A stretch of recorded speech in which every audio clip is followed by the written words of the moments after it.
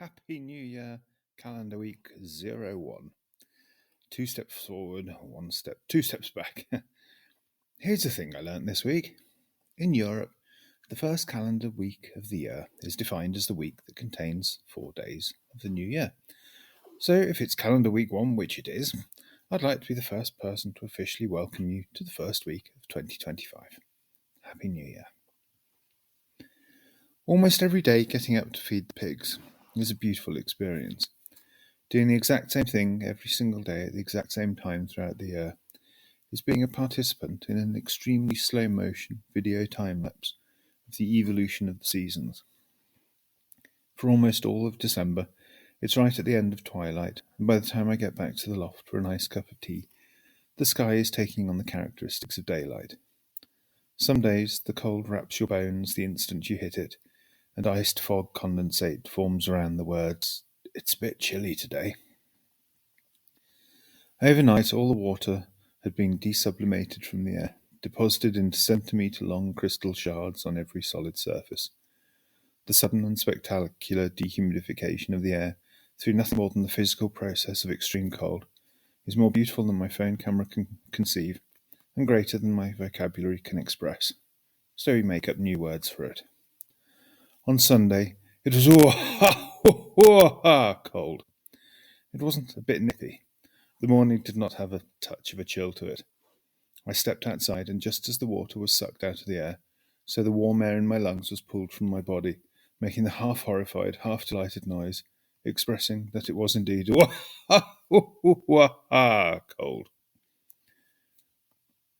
For the remainder of the winter, I will be working on the tomato house.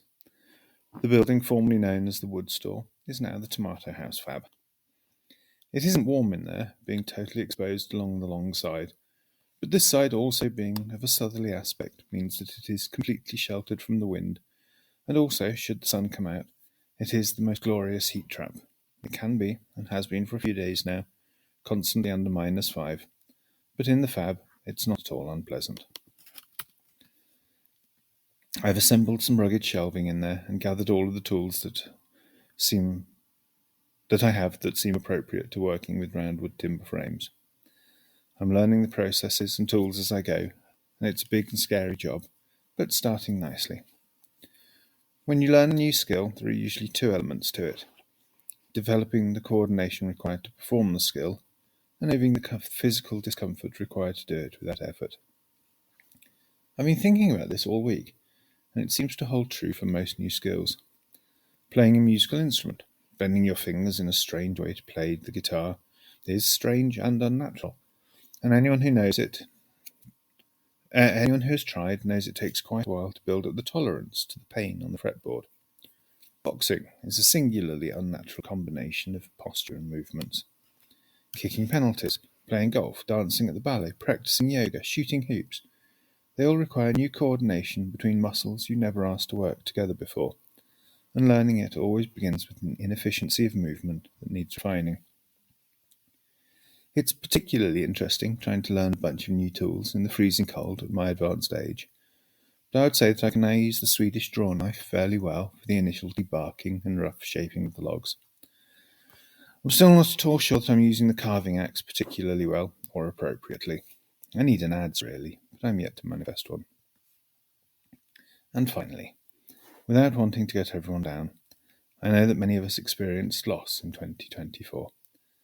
I know from friends and from contacts of the loss of a father, a mother, the ridiculously early passing of a loved husband, actually 2 of these, a mentor, and a surprising number of cats. Personally, I had to say goodbye to 2 very important people in my life. I'm not sure when it gets easier, but it does get softer and the edges get knocked off somewhat with time. At the close of one year, it's always appropriate to remember them and to move into a new year without them, and it's not a betrayal to do that with hope and happiness. Life is for the living, and that is me and you and everyone reading this. And so I'm looking forward to continue to share some of mine with you in the new year, and to continue to hear of your adventures and excitements, your achievements and your learnings. Going forward then into the great unknown with much piratey love. Your Pirate Ben. XO. XO.